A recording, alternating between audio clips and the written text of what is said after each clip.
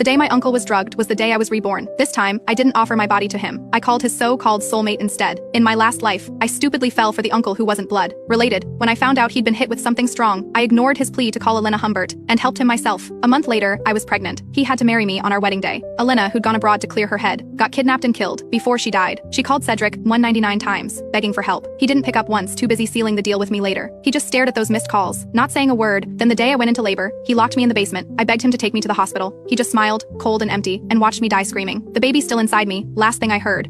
If you hadn't gotten pregnant, I wouldn't have married you. I wouldn't have missed Elena's calls. You deserve to die. When I opened my eyes again, it was that same day. Cedric was drugged, but this time, I knew better. Saint Fel, Larevia, Ranine, call Elena. Now, that line hit like a jolt. I was reborn. I grabbed my phone and dialed without blinking. Cedric was flushed, eyes hazy and burning. That look had wreck. It'd me last time, not again. I avoided his gaze and dipped out fast. She'll be here in 10, I said, already halfway out the door. Behind me, he growled something. Sounded like my name. I pretended not to hear and closed the door hard, planting myself outside like a wall. 10 minutes later, Elena showed up, all flustered. She gave me a look, half relief, half something else. When she saw my clothes were still in place, right before stepping in, she said, "You can go. You are not needed, cool." I turned and headed upstairs to my room. Downstairs didn't go quiet till way past midnight. I let out a slow breath. Last time, I loved Cedric too much, like a moth to a flame. I gave myself to him, and ended up pregnant. He married me because he had to. Then on our wedding day, Elena died out of nowhere. He lost the one he actually loved. After that, he went silent, until I was about to give birth. Then he locked me in the basement. I begged him to save our baby. Even said he could take my life instead. It was his kid too, but he just stood there. Watched us both die like that made things right. This time, I did what he wanted. Brought Elena to patch him up.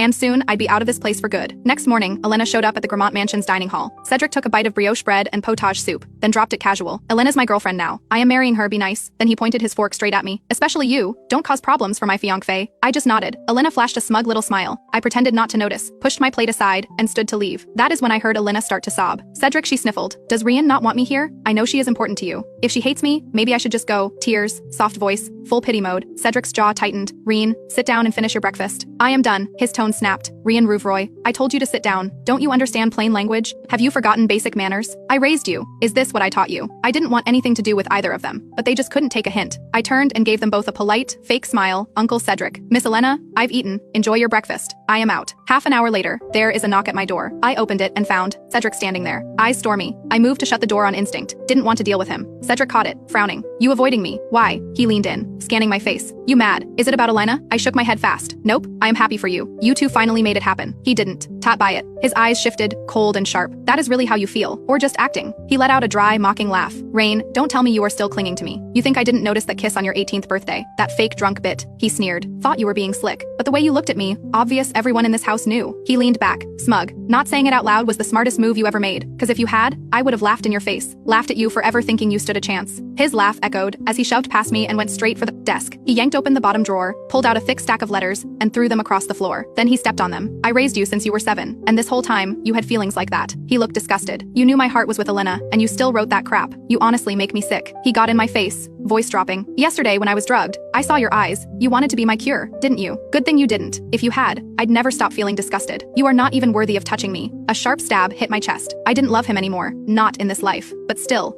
those words cut deep. Cedric threw one last warning. My way, stay out of his orbit, so Elena wouldn't get the wrong idea. Then he slammed the door on his way out. Fine by me, I didn't want to be anywhere near them anyway. I had bigger things to handle, like getting my paperwork sorted for moving abroad. Threw a few essentials in a bag and left the mansion. I didn't get back till almost 10, on purpose. The second I stepped into my room, I knew. Someone had touched my bed. Then I saw Elena's new post, a smug little selfie of her sprawled across my mattress. Caption, "A $100,000 mattress really makes a difference." Told him I wasn't sleeping well, and boom, he replaced one. That is what love looks like. He gave her my bed, the one he custo.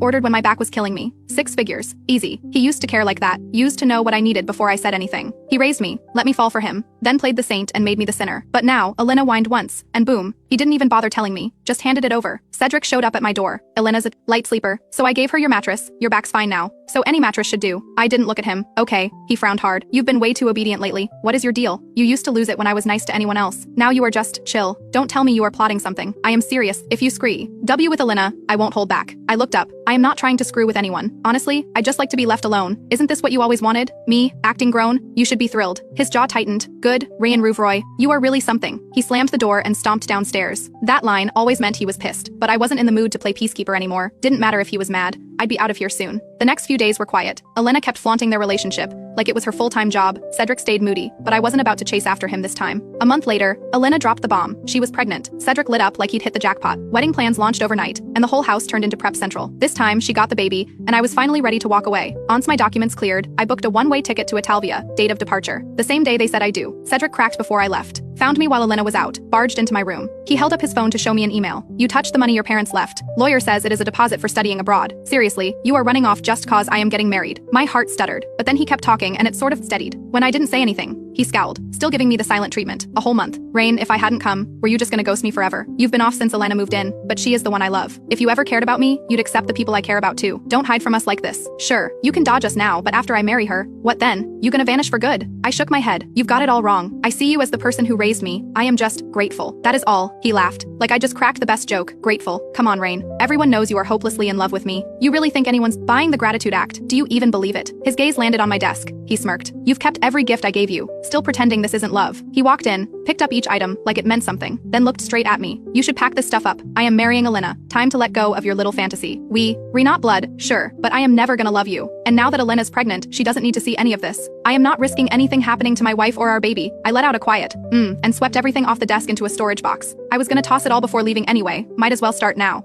Cedric's frown deepened. He reached out, stopping me. Can't you be more careful? Look, you broke the little bunny on this hairpin. I glanced at the pin in his hand. His first gift to me. He'd given it right after adopting me, back when my parents died, and he stepped in as their closest friend. I'd guarded it for years, never even let anyone else touch it. I just dumped it all into a Jet's ink box like it meant nothing, and he was the one who couldn't handle it. You are such a performer, he snapped, always acting for someone. You are still in love with me, and now you can't deal with me marrying someone else. Who are you trying to fool? You are clearly so torn up over my engagement. You are fleeing Lurevia, and now you want to pretend you are over it. Please, if you've really moved on, I'll write my last name backward. He huffed. Maybe it is for the best you are leaving. Elena's pregnancy is still shaky. Better if you are not around stressing her out. Then he pulled out his phone and transferred 10 grand. Use this to travel around. Take a month. By then, things will be more stable. He looked at me, all serious. Have a good trip. Don't miss me too much. I'll be a married man soon. You'll have to get used to that. We still live under the same roof. It'll be awkward if you don't. He even started giving me travel tips. What he didn't know, I'd already been through all of this once. And this time, I was really gone. On Cedric's wedding day, the Grammont mansion was a full-on frenzy from sunrise. While they were all running around, I slipped out the back with my suitcase and caught a cab to the airport. Quiet, clean, gone.